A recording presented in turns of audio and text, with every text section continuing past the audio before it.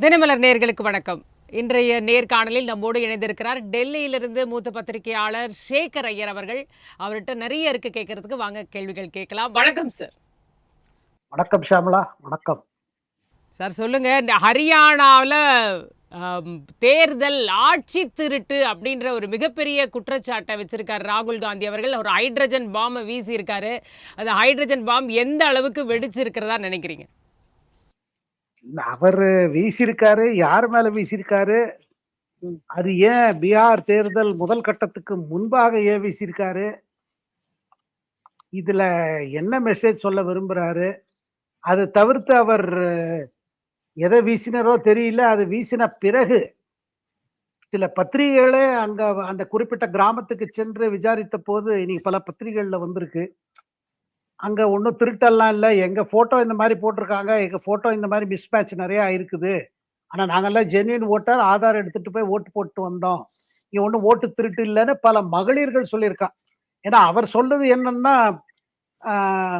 ஒரு Brazilian Brazil நாட்டை சார்ந்த ஒரு மாடலோட போட்டோ போட்டு இது வந்திருக்கு அப்படின்னு. அவங்க 22 இடத்துல வந்திருக்கு, அண்ட் 22 இடத்துல இந்த மாதிரி ஓட்டு நடந்திருக்கு அப்படின்னு ஒரு பெரிய குற்றச்சாட்டு. அதாவது காங்கிரஸுக்கும் பாரதிய ஜனதா கட்சிக்கும் 22,000 ஓட்டு தான் வித்தியாசம் ஹரியானால. அதுல எங்களுக்கு 37 இடங்கள் கிடைச்சது. Total seat 90. எங்களுக்கு 8 சீட்டு தான் கம்மியா இருந்த மெஜாரிட்டிக்கு. இது எங்கள்ட்ட இருந்து திருட்டா இருக்குது ஒரு பெரிய இதை வச்சிருக்காரு. ஆனா இத பாத்தீங்கன்னா, இதை தவிர்த்து அவர் என்ன சொல்றாருன்னா, நான் நம்புறேன் எங்களுக்கு கிடைக்க வேண்டிய ஓட்டு போயிடுச்சு தான் நம்புறதாக. ஆனா அதே நேரத்துல 100% எங்கிட்ட ப்ரூஃப் இருக்குன்னு வேற சொல்றாரு. இதுல எங்களுக்கு 22,000 ஓட்டு கம்மியானதுனால ஆட்சி போச்சு, நாங்க தான் ஜெயிச்சோம் அப்படி இப்படின்னு இது பண்ணாரு. ஆனா அது ஒண்ணும் பெருசாக யாருமே அதை சீரியஸா எடுத்துக்கல. அது எதுக்கு இந்த மாதிரி? ஏன்னா இதுக்கு முன்பு பார்த்துட்டோம். முதல்ல கர்நாடகால ஆரம்பிச்சாரு, அதுக்கு பிறகு மகாராஷ்டிரா பத்தி சொன்னாரு, இப்போ அடுத்தது ஹரியானாக்கு வந்திருக்காரு. இப்போ என்ன சந்தேகம்னா, பீகார்ல காங்கிரஸ் ஏதோ சண்டை பிடிச்சு ஏதோ பிடிங்கிட்டாங்க. 61 இதை குடுன்னு தேஜஸ்விட்ட வாங்கி கேண்டிடேட் போட்டாச்சு. இந்த பீகார் தேர்தல் முதல் கட்டத்துக்கு முன்பாக இந்த மாதிரி ஒரு குற்றச்சாட்டு வைக்கிறது என்ன? பீகார்லயே காங்கிரஸுக்கு ஒண்ணு சரியா வராது போல இருக்கு, அதனால்தான் இப்படி ஒண்ணு ஆரம்பிச்சாரா? இல்ல பீகார்ல வெறும் காங்கிரஸ் ஓட்டு தான் திருட்டு போகும், எதிர்கட்சிகள் ஓட்டுல அவங்களுக்கு வர்றது வந்துடும், தனக்கு தான் வராம போயிடுமோ, தன் கட்சிக்கு வராம போயிடுமோ? அதனால இது எல்லாருமே இது ஒரு நான் சீரியஸா எடுத்துக்கிறாங்க. இல்ல சார், பீகார் மக்களுக்கு ஒரு எச்சரிக்கையை கொடுத்திருக்காரோ? இல்ல எச்சரிக்கை, அவர் யாருக்கு எச்சரிக்கை? என்ன பாருங்க, 2 விஷயங்க. ஒண்ணு, போட்டோ மிஸ்மேட்ச் ஆகுது, அட்ரஸ் மிஸ்மேட்ச் ஆகுது. இது ரொம்ப சர்வசாதாரணம். இது பாத்தீங்கன்னா, இப்ப நிறைய பேர் டெல்லியிலே சொல்லுவாங்க, என் போட்டோ இது என் போட்டோ இல்ல, இல்ல போட்டோ சரியா இருக்குது, என் பேர் சரியா வரல. இது காமன் கம்ப்ளைண்ட். அவங்க திருப்பி எலக்ட்ரல் கார்டை மாத்துவாங்க, கம்ப்ளைண்ட் கொடுப்பா, மாத்திப்பாங்க. அது ஒண்ணு. 2வது, ஒரே இடத்துல இவ்வளவு குடும்பங்கள் ஓட்டு போட்டிருக்கான்னு நேத்திக்கு ஒரு குற்றச்சாட்டு வச்சாரு. அந்த கிராமத்துக்கு இந்தியன் எக்ஸ்பிரஸ் ஒரு ரிப்போர்ட்டர்ஸ் எல்லாம் போய் பார்த்தாங்க. பார்த்தா அந்த இடம் ஒரு பெரிய கிராமம் அது. அந்த ஏரியாலே ஒரு 50 வீடுகள் இருக்குது. ஆனா எல்லாருக்கும் ஒரே அட்ரஸ் தான். அதாவது நம்ம இதுல பாருங்க, சிட்டில வேணா உங்களுக்கு ஸ்ட்ரீட், பிளாக் நம்பரு கரெக்டா இருக்கும். கிராஸ், இந்த கிராஸ், அந்த கிராஸ் எல்லாம் இருக்கும். ஆனா கிராமப்புறத்துல ஏரியால பாத்தீங்கன்னா, அதுவும் ஹரியானா. ஹரியானாங்கிறது பாத்தீங்கன்னா, அதுல டவுனும் இருக்குது, கிராமப்புறமும் நிறைய இருக்குது. அதுல அத டவுன்லயே கிராமங்கள் இருக்கு. இப்ப டெல்லியிலே பாருங்க, 100 கிராமங்கள் இருக்குது. டெல்லி இதுக்குள்ளேயே, சிட்டிக்குள்ளேயே பாத்தீங்கன்னா அங்கங்க கிராமங்கள் சொல்லுவாங்க, அது வில்லேஜஸ் சொல்லுவாங்க.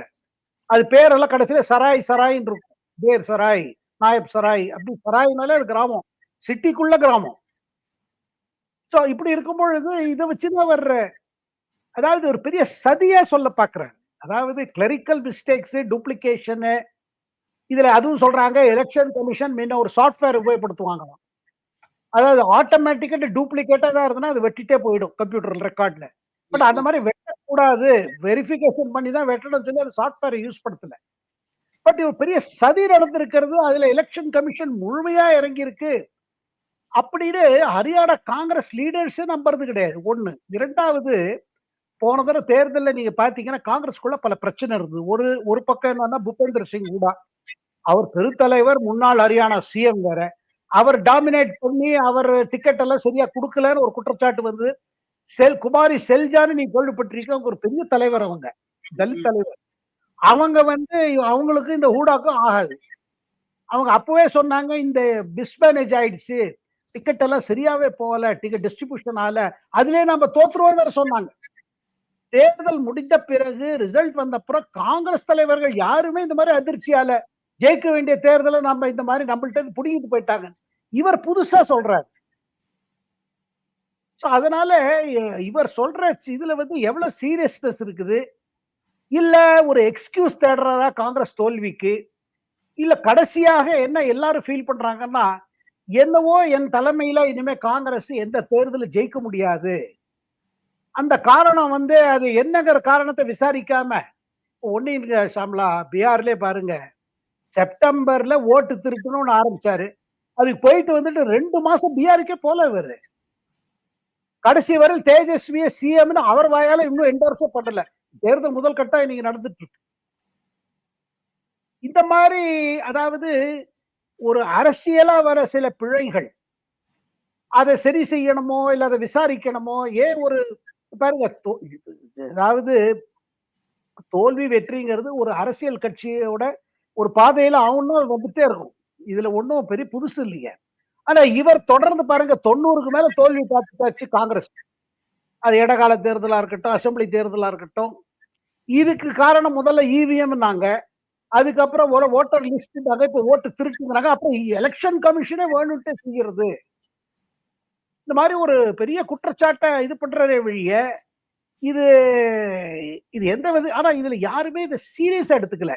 இவர் ஒரு சில விஷயங்கள் நீங்க சொன்ன மாதிரி வந்து இல்லன்றத ப்ரூவ் பண்ணிட்டாங்க. மீடியா தரப்புலயும் சரி, நீங்க சொல்ற மாதிரி பிரிண்ட் மீடியா தரப்புலயும் சரி, அதை வந்து ப்ரூவ் பண்ணியிருக்கிறத நம்ம பார்க்கிறோம். ஆனா ஒரு சில விஷயங்கள், அதாவது ஒரு லேடிக்கே 2 பூத்லயே கிட்டத்தட்ட 220 ஓட்டு இருக்கு. அவங்க எத்தனை முறை வேணா வந்து ஓட்டு போடலாம். அவங்க ஃபேஸே பிளர்ரா இருக்கு. ஃபேஸே சரியா தெரியல. ஸோ யாராலையும் ஐடென்டிஃபையே பண்ண முடியாது. நான் தான் வெவ்வேறு நேம் இருக்கானா, நான் அவங்க வந்து போடுறாங்க அப்படின்னா ரொம்ப ஈஸியா போடலாம் அப்படின்ற ஒரு விஷயத்த சொல்றாரு. அப்ப இதுக்காவது ஒரு ஒரு விளக்கம், ப்ராப்பர் விளக்கம் வந்து தேர்தல் ஆணையத்திட்ட இருந்து வரணும் தானே? இல்லங்க ஷாமலா, அந்த மாதிரி யார் போட்டாங்க? அதாவது என்ன, எத்தனை இடத்துல போட்டுட்டு போகும்போது அவங்க இது மை குத்திக்கவே இல்லையா? அப்படி குத்தாம எல்லாரும் விட்டுட்டாங்களா? மத்த ஏஜென்ட் எல்லாம் பார்த்துட்டா இருந்தாங்க ஒரு ஒரு பூத்லயும். தேர்தல் ப்ராசஸ் பூத்ல எப்படி நடக்குதுங்கிறதே இவருக்கு ஐடியாவே கிடையாது ராகுல் காந்திக்கு. அப்படிதான் தோணுது. பாருங்க, ஒருத்தர் அவ்வளவு இடத்துக்கு போனோம்னா எத்தனை நிமிஷத்துல போனோம் அவங்க? அப்புறம் பூத்தா போகும்போது அங்க குத்துறது கிடையாது. பாருங்க, நீங்க பட்டனை அமுக்கிறதுக்கு முன்னாடியே மைய தீத்திடுவாங்க. அதுக்கு பிறகுதான் நீங்க அந்த போய் அந்த இவிஎம் கிட்ட போய் அமுக்க முடியும். அமுக்கின பிறகு மை இல்ல, அமுக்கிறதுக்கு முன்னாடி மை தீத்து பண்றாங்க, கையில போடுவாங்க. அப்போ எப்படி நடந்திருக்கும் இது? அப்படி அப்புறம் இன்னொன்னு சொல்றாரு, ஒரு குறிப்பிட்ட நேரத்துக்கு அப்புறம் உள்ளுக்குள்ள ஓட்டிங் நடந்துட்டே இருந்தது. அவர் அதுக்கு தானே ஃபுட்டேஜ் கேட்குறாங்க. சிசிடிவி ஃபுட்டேஜ் கொடுங்கன்னு தொடர்ச்சியா வந்து அவங்க கோரிக்கை வைக்கிறாங்க. சிசிடிவி ஃபுட்டேஜ் வந்து அதை வச்சது பெரிய விளக்கம் கோர்ட் முன்னாடியே எலெக்ஷன் கமிஷன் சொல்லியிருக்காங்க. அதாவது யார் வந்தாங்க, ஓட்டு போட்டாங்க, போட்டாதவங்களை போய் பயமுறுத்துவாங்க. அது நாங்க பொலிட்டிக்கல் பார்ட்டிஸ்க்கு தர முடியாது. எங்களோட பூத்தோட நடக்கிற இதை இது பண்றதுக்கு இருக்கு. அதுக்கு ஒரு இது இருக்குது. அது மேட்டர் கோர்ட் வரைக்கும் போச்சு இது. ஆனா இவர் சொல்வது என்னன்னா, ஒரு நபரோ 2 நபரோ இல்ல 10 நபரே இருக்கட்டும், அவங்க வந்து எலக்ட்ரல் கார்டு இந்த பாருங்க, எப்போதுமே நீங்க கார்டு எடுத்துட்டு போனேன், அந்த கார்டு போட்டோ சரியா இருந்தா இல்லைன்னா அந்த எலக்ட்ரல் கார்டுக்கு எதிர்த்து அந்த இதை பார்ப்பாங்க. அந்த எலக்ட்ரல் கார்டு நம்பர் இருக்கு பாத்தீங்களா, அதுல டிக் போட்டுட்டு அப்படி வேற ஏதாவது ஆதாரம் நீங்க காமிச்சாதான் உள்ள விடுவாங்க, இல்லாட்டி விட மாட்டாங்க. இந்த இந்த பர்டிகுலர் கேஸ்ல 2-3 பெண்மணிகள் என்ன சொல்றாங்கன்னா, இந்த எலெக்ஷன் இந்த இது இருக்கு பாருங்க, இந்த ஏஜென்ட்ல ஒரு பேப்பர் சின்ன இது கொடுப்பாங்க பாருங்க, ஒரு சிட்டு. அந்த சிட்டை எடுத்துட்டு ஆதார் காமிச்சு நான் போட்டேன், ஓட்டு போட்டேன், இது நான் திருடல, இது என் ஓட்டு தான் நான் போட்டேன், என் பேர் தப்பா இருக்குது, நான் கம்ப்ளைண்ட் கொடுத்துருக்கேன். இது ஒரு பக்கம்.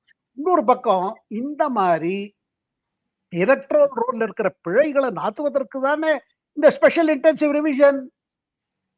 அதுல வந்து காங்கிரஸ் மட்டும் நிக்கிறாங்கன்றது தானே இப்ப அவர் வைக்கக்கூடிய குற்றச்சாட்டு. எங்கெல்லாம் எதிர்க்கட்சிகளுடைய வாக்குகள் வாக்காளர்கள் யார் யார் இருக்காங்க கரெக்டா கண்டுபிடிச்சு அவங்கள நீக்குறாங்க, இது கரெக்ட் பண்ணல அப்படின்ற ஒரு சந்தேகம் தானே இங்க வர்றது. என்ன ஷாமலா, பர்மனண்டா இவங்க தான் ஓட்டு போடுவாங்க இந்த கட்சிக்குன்னு இருக்குதா? பர்மனண்டா ஒரே கட்சிக்கு ஒரே மாதிரி தான் போடுவாங்க, ஒரே ஆளு தான் போடுவாங்கன்னு இருக்காமா. அவங்களுக்கு விருப்பங்கள் மாறாதா? அப்படி இருந்தா எப்படி ஒரு தரம் ஒரு கட்சி ஆளுங்கட்சியா இருக்குது, ஒரு தரம் எதிர்க்கட்சியா இருக்குது? இவர் சொல்லும் பொழுது எனக்கு ஷாம்லா என்ன புரியலன்னா, இவர் சிஸ்டத்தை புரிஞ்சுட்டு இப்படி பேசுறாரா? இல்ல இவர் என்ன ப்ராசஸ புரிஞ்சுட்டாரா? இல்ல இவருக்கு எந்த மாதிரி புரிய வைக்கிறாங்க சில பேர், அவங்களுக்கு தேர்தல் இது தெரியுமா? இல்ல இவர் சொல்ற ஆட்டம் பாம் போடுறேன், ஹைட்ரஜன் பாம் போடுறேன், ஆனா அந்த மாதிரி பாமான மாதிரி யாருமே இது பண்ண ரியாக்ட் பண்ணல. அவங்க எதிர்க்கட்சியிலே ஒண்ணும் பெருசா ரியாக்ஷன் இல்ல. இல்லையா, இங்கே ரியாக்ஷன் இருக்கே, தமிழ்நாட்டில் ரியாக்ஷன் இருக்கே, முதல்வர் உடனடியாக ரியாக்ட் பண்ணியிருக்காரு. தமிழ்நாடு ரியாக்ஷன் என்ன சொல்லுங்க. அது எதுக்கு என்ன இருக்கு? அவர் எது சொன்னாலும் ராகுல் காந்தி பிரதமர் ஆக்கணும்னு ஆசைப்பட்டவர் இல்லையா? அவர் இது குரல் கொடுக்கலன்னா எப்படி? அதை தவிர்த்து ஷாம்லா, எஸ்ஐஆர் வச்சு நடக்கிற இது பாருங்க, அஸ்ஸாம் நிலைமை வேற, பீகார் நிலைமை வேற, அதெல்லாம் பார்டர் ஏரியா. தமிழ்நாட்டுல யார் ஓட்டு யார் எடுக்க போறாங்க? ஏன் ரிவிஷனே வேண்டாம்னு சொல்றாங்க? மமதா சொல்றாங்க போவே போத, ஏன் பயப்படுறாங்க? எலெக்ஷனுக்கு அப்புறம் வச்சுக்கோங்க, இந்த டைம் கரெக்ட் டைம் இல்லைங்கிறாங்க. எங்களுக்கு மழை காலம் இருக்கு, எங்களுக்கு இப்போ சில பேர் ஆவணம் கொடுக்க முடியலன்னு வந்து போயிட்டாங்கன்னா அவங்களெல்லாம் நீக்கிடுவீங்க, டைம் இல்லை, ரொம்ப ஷார்ட் டைம் அப்படிங்கிறாங்க. அது யாரும் ஒருத்தர் சொல்லி ஒருத்தர் நீக்க முடியாதுங்கிறது அது பீகார்லயே நிரூபிச்சாச்சு. நீக்கப்பட்டவர் ஒருத்தர் கூட கோர்ட்டு முன்னாடி வந்து நிக்கல. ஏன் அந்த பூத்லயே யாருமே ப்ரொடெஸ்ட் பண்ணலையே?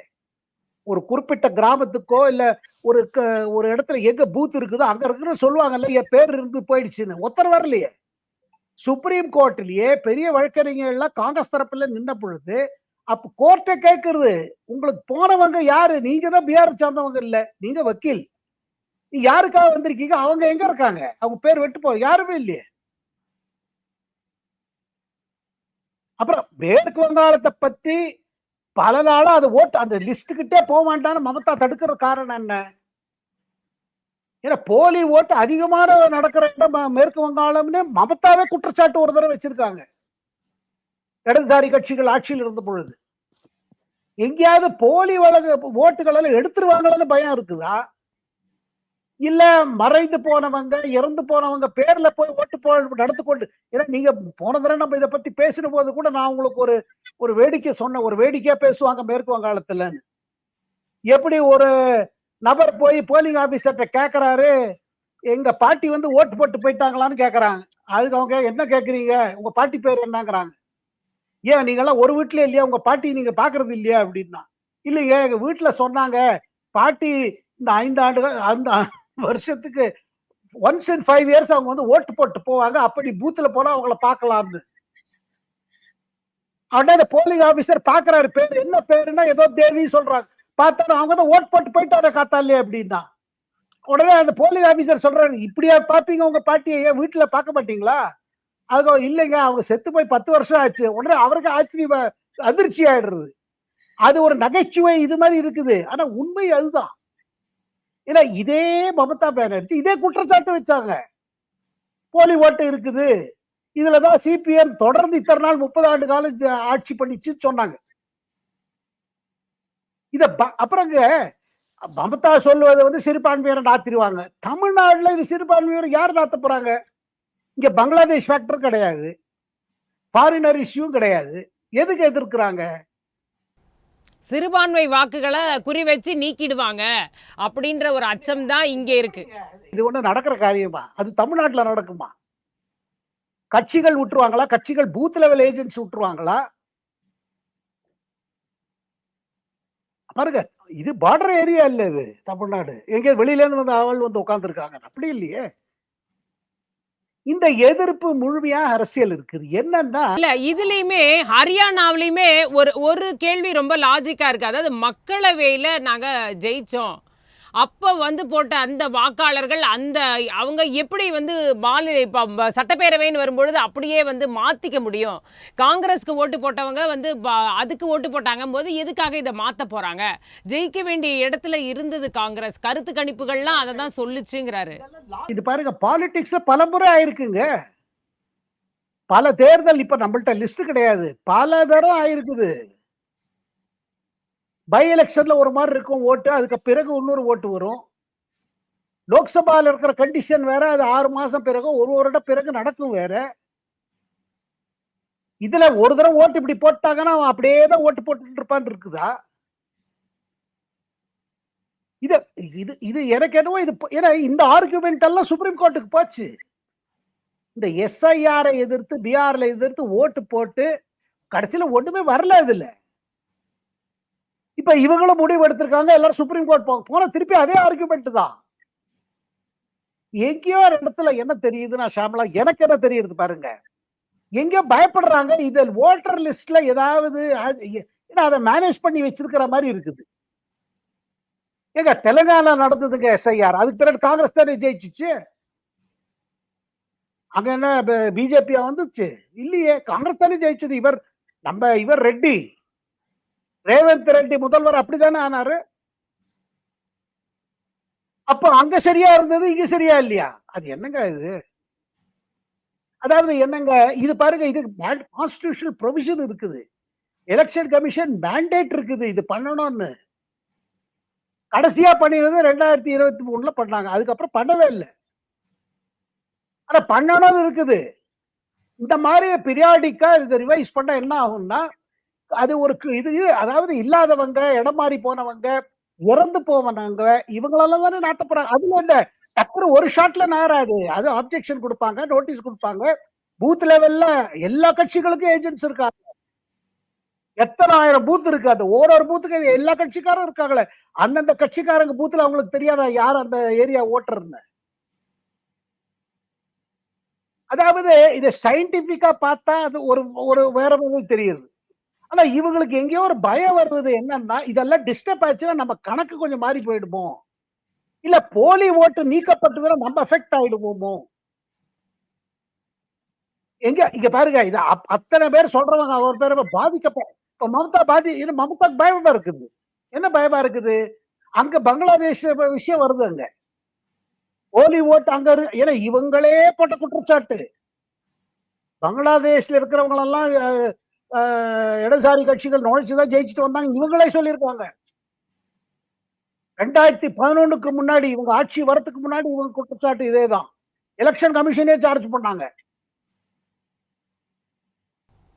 ஆனா இப்ப தமிழ்நாட்டுல இந்த பணியை துவக்கி இருக்காங்க. நிறைய குழப்பங்கள் இருக்கு, நிறைய பிரச்சனைகள் வருது. அப்ப அது எப்படி ரொம்ப ஷார்ட் டைம்ல எல்லாத்தையும் ரொம்ப கிளியரா பண்ணிட முடியும்னு நம்ம நம்ப முடியும்? இப்ப ஆல்ரெடி எல்லாருமே பிரச்சனையை எழுப்புறாங்க. இப்ப அதிமுக கூட சொல்றாங்க, இல்ல இவங்களே வாங்கி வச்சுக்கிறாங்க, திமுகவே வாங்கி வச்சுக்கிறாங்க, ஆட்களே மிரட்டி வந்து எல்லாத்தையும் ஃபார்மை வாங்கி வச்சுக்கிறாங்க, அந்த அலுவலர்கள் கொண்டு போய் கொடுக்கல. இப்படி இந்த மாதிரி சிக்கல்களும் இதுக்குள்ள இருக்குல்ல. இது வந்து இது ஆனா பாருங்க, ஓட்டர் லிஸ்டோட அது பியூரிட்டி வரணுங்க.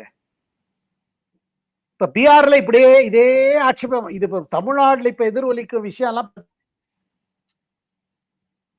கோர்ட்டுக்கு போனாங்க, இது போனாங்க. ஆனா பிஆர்ல இம்பாக்ட் இல்லைங்க. இந்த தேர்தல்ல காங்கிரஸ் சொன்ன பிறகு வேற யாருமே சொல்லவே இல்லை. அவர் ஒரு யாத்திரையை நடத்தி காமிச்சாரு. அதுக்கு பிறகு தேஜஸ்வி யாதவ் கூட பெருசா எடுத்துக்கல. இன்னைக்கு தேர்தல் இப்ப நடந்து கொண்டிருக்கு. அப்படி நிஜமாவே ஜென்யூன் ஓட்டரை நீக்கிட்டா மக்கள் சும்மா இருப்பாங்களா? இல்ல தேஜஸ்வி யாதவ் சும்மா இருப்பாரா? ஏதாவது என்னதுன்னாங்க ஷாமலா, எனக்கு என்ன தோணுதுன்னா, சில கட்சிகளுக்கு கான்பிடன்ஸ் பாயிண்ட் வருது. அதுல பர்டிகுலரா வந்து தம்ம பாருங்க, ஜெயிப்போங்கிறது இது குறைஞ்சிட்டு வருது கான்பிடன்ஸ். அந்த கட்சிகள் தான் அதிகமாக பேசுறாங்க, தமிழ்நாடு உள்பட. 200 சீட் ஜெயிக்குங்கிற ஒரு கான்பிடன்ஸ் இப்ப எங்கேயோ குறையுது. அப்ப ராகுல் காந்திக்கு காங்கிரஸ் எங்கேயுமே ஜெயிக்க முடியாத ஒரு நிலைமை வந்துட்டு இருக்கு. பட் அதுக்கு காரணம் வெவ்வேறு காரணங்கள். ஒரு டைம் இருந்து பிஜேபி எங்கேயுமே ஜெயிக்காம இருந்தது.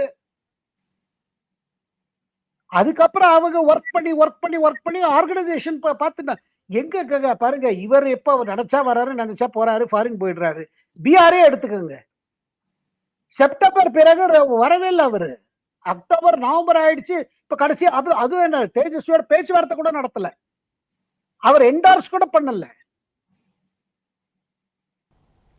ஆனா ஏதோ ஒரு இடத்துல இதுக்கு வந்து இப்ப தேர்தல் ஆணையம் மீதும் இப்ப மத்திய அரசு மீதும் தான் தொடர்ச்சியா குற்றச்சாட்டுகள் வைக்கப்படுகிறது. ஏதோ ஒரு கிளாரிபிகேஷன் கொடுக்க வேண்டிய அவசியம் நிச்சயமா மத்திய அரசுக்கும் இதுல இருக்கு இல்லையா? அவங்க வந்து இல்ல வெறும் ஒரு கட்சி சார்பா ஒரு விளக்கத்தை கொடுத்துட்டு ஒரு ஒரு வந்து இல்ல இவர் பாருங்க இப்படி பண்றாருன்னு சொல்றதோட இதை கடந்து போயிட முடியுமா? இல்லைங்க ஷாம்லா, என்னன்னா இது எலெக்ஷன் கமிஷன் நடத்துது. உங்களுக்கு லீகலா பிரச்சனை இருந்தா கோர்ட்டுக்கு போகணும். ஆதாரத்தோட கோர்ட்டுக்கு போங்க. கோர்ட்ல முடிவு எடுக்கட்டும். இப்ப பீகார் மேட்டர் எவ்வளவு நாள் கோர்ட்ல வாதாடப்பட்டது. இதுல ஒரு முதல்ல சொன்னாங்க, முதல்ல பிஜேபி இதை பத்தி பேசல.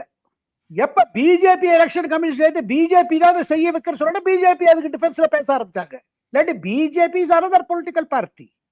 இல்ல மேற்கு வங்கத்திலயும் பிஜேபி இதற்கு ஆதரவா இல்ல அப்படின்ற ஒரு விஷயம் இருக்கே இந்த சாருக்கு ஆதரவா. இல்ல அப்படி இல்லைங்க. அது முழுமையா பிஜேபி தான் வெல்கம் பண்றாங்க. முழுமையா. ஏன்னா அவங்க என்ன சொல்றாங்கன்னா, இவங்க மமதா எல்லாரும் உள்ள நுழைச்சு வச்சிருக்காங்கன்னு. அங்க எலெக்ஷன் கார்டு, ஆதார் கார்டு, அப்புறம் இந்த பேன் கார்டு இதெல்லாம் பங்களாதேஷ்ல வந்த உடனே 5000 ரூபாய் கொடுத்தா பண்ணி கொடுக்குறாங்கன்னு. இந்த குற்றச்சாட்டு திருப்பியும் சொல்றேன், மமதா முதல்ல சொன்ன குற்றச்சாட்டு தான். அதேதான் ரேட் ஏறிடுச்சு. ஒரு காலத்துல 2000 ரூபாய்க்கு பண்ணியிருந்தாங்க, இப்ப 4000 ரூபாய்க்கு பண்றாங்க. சரி. சார் இதுக்கு என்ன என்ன இல்ல இது எப்படி இல்ல 100% இப்ப இல்ல சார் இப்ப இந்த வாக்காளர் பட்டியல் தீவிர திருத்தம் முடிஞ்சா 100% ஃபுல் ப்ரூஃபா கிடைச்சிருமா நமக்கு பட்டியல் வாக்கு? இல்ல 100% ஃபுல் ப்ரூஃப். இது ப்ராசஸ்ங்க. இது பாருங்க, பிழைகள் வரும்போது அப்பப்போ பண்ணி ஆனா அதுக்கு ஒரு மெத்தட் இருக்கு. எலெக்ஷன் கமிஷன்ல ஒரு பேரை டப்புன்னு எடுக்க முடியாது. அவங்க வெரிஃபிகேஷன் நடக்கும். அந்த வெரிஃபிகேஷனுக்கு அப்புறம் நோட்டீஸ் கொடுப்பா. இப்ப பாருங்க, இப்ப பீகார்ல நடந்துச்சு இல்ல, ஒரு டிராஃப்ட் ரோல் கொடுத்தாங்க. டிராஃப்ட் லிஸ்ட் வந்த பிறகு யாரா விட்டு போச்சுன்னா அவங்க திருப்பி இது பண்ணலாங்க. யாருமே பண்ணலீங்க பீகார்ல. கட்சிகள்ல சும்மா இருக்க மாட்டாங்கல்ல. அவங்க ஏரியா ஓட்டுல ஏதாவது குறையுதுன்னா அவங்க வருவாங்கல்ல. ஒருத்தருமே வரலையே. ஆளுங்கட்சியில இருந்து வரல. சரி பிஜேபி விட்டுருங்க, ஜேடியூல இருந்து போல, ஆர்ஜேடியில இருந்து போல, எந்த இடதுசாரி கட்சிகள் எவ்வளவு பேர் ஏதோ ஒரு 10 கேஸ் எடுத்துன்னு போனாங்க இடதுசாரி கட்சி, அவ்வளவுதான். பெரிய அளவுல இவங்க சொல்ற மாதிரி லட்சம் பேரை எடுத்துட்டாங்க, சிறுபான்மையரை எல்லாரையும் எடுத்துட்டாங்க, அது மாதிரி ஒண்ணுமே நடக்கலையா? அப்படி எடுத்திருந்ததுன்னா நீ பீகார் எவ்வளவு பெரிய கொந்தளிப்புல இருக்கும். ஏன்னா பீகார் வந்து பாருங்க, பீகார் மக்களும் சரி பீகார் கட்சிகளும் சரி இந்த மாதிரி இதெல்லாம் பொறுத்துக்க மாட்டாங்க. பெரிய கொந்தளிப்பு வந்திருக்கணும் இந்த மாதிரி. இது எல்லாம் உண்மை என்றால் என்ன கேட்டீங்கன்னா, இது வெறும் அரசியலாக்கப்படுறது. இது ஒரு காரணமாக உபயோகப்படுத்துறாங்க. ஆனா அல்டிமேட்டா கோர்ட்டுக்கு தான் போயானும். இது இது ஜவாப்தாரி கவர்மெண்ட் ஆஃப் இந்தியா, ஜவாப்தாரி எலெக்ஷன் கமிஷன். உங்களுக்கு சரியில்லைன்னா கோர்ட்டுக்கு போயானும். ஆனா கோர்ட்டுக்கு போய் ஒத்துக்கணும். இப்ப சுப்ரீம் கோர்ட் சொன்ன பிறகு இவர் ராகுல் காந்தி பண்ணிட்டே போறாரு. ஏன் பண்றாரு? இப்போ என்ன சொல்றாரு? ப்ரூஃப் இருக்கு, ஆனா நான் ஒண்ணும் பண்ண மாட்டேன், அவங்க பண்ணணும். அது எப்படிங்க? நீங்க தேர்தல் முடிஞ்சது நவம்பர் 2024 ஹரியானால. அதுக்கு பிறகு தோத்த கேண்டிடேட்டா போயிருக்கணும்ல. 37 பேர் ஜெயிச்சாங்களே ஹரியானால, அவங்க எப்படி ஜெயிச்சாங்க? முழுமையா அப்படி இருந்ததுன்னா எப்படி ஜெயிச்சாங்க? அந்த 37 பேர் ஜெயிச்சாங்கல்ல. 90 சீட்ல 37 அவங்க, 45 பிஜேபி. 47 பிஜேபி, 47 48 பிஜேபி, அது 45 இது ஹாஃப் வே மார்க், அதை கிராஸ் பண்ணிட்டாங்க. இவங்க 37. அப்ப உங்க 37 என்ன? அது ஓட்டு யார்கிட்ட திருடின ஓட்டா இல்ல உங்களுக்கு வந்த ஓட்டா? எனக்கு என்ன புரியல சாமலா, என்னன்னா மோடி எதிர்த்து ஒரு நெரேட்டிவ் இருக்குது, பிஜேபி எடுத்து ஒரு நெரேட்டிவ் இருக்குது. சரி, அது ஒரு டெமோக்ரஸில அதுக்கு முழு உரிமை உண்டு. ஆனா அதை நீங்க வந்து இதோட சேர்த்து ஆகையால் ராகுல் சொல்வது எல்லாமே உண்மை. அப்ப திருப்பி திருப்பி ஏன் பிஜேபி டிஃபென்ஸ்க்கு? அவங்க பிஜேபி என்ன சொல்றாங்க? உங்களுக்கு எலெக்ஷன் கமிஷனுக்கு பாடுது, ஆனா நாங்க தான் எலெக்ஷன் கமிஷன் முன்னாடி செஞ்சிருக்கோம் சொல்லும்போது நாங்க முன் வரோம். ஆனா ஒண்ணுங்க, நேத்திக்கு வச்ச இதுல பிஜேபி பத்தில ஒரு பதற்றம் இல்ல, ஒண்ணு கவர்மெண்ட் சைட்ல இருந்து ஒண்ணுமே இல்லை. சரி, எலெக்ஷன் கமிஷன் பதில் சொல்லட்டும், கோர்ட்டுக்கு போனோம், கோர்ட்டுக்கு போட்டோம். இங்க தேர்தல் முடிந்த பிறகு உங்களுக்கு 45 நாட்களுக்குள்ள தோத்த கேண்டிடேட் கோர்ட்டுக்கு ஈஸியா போலாம்.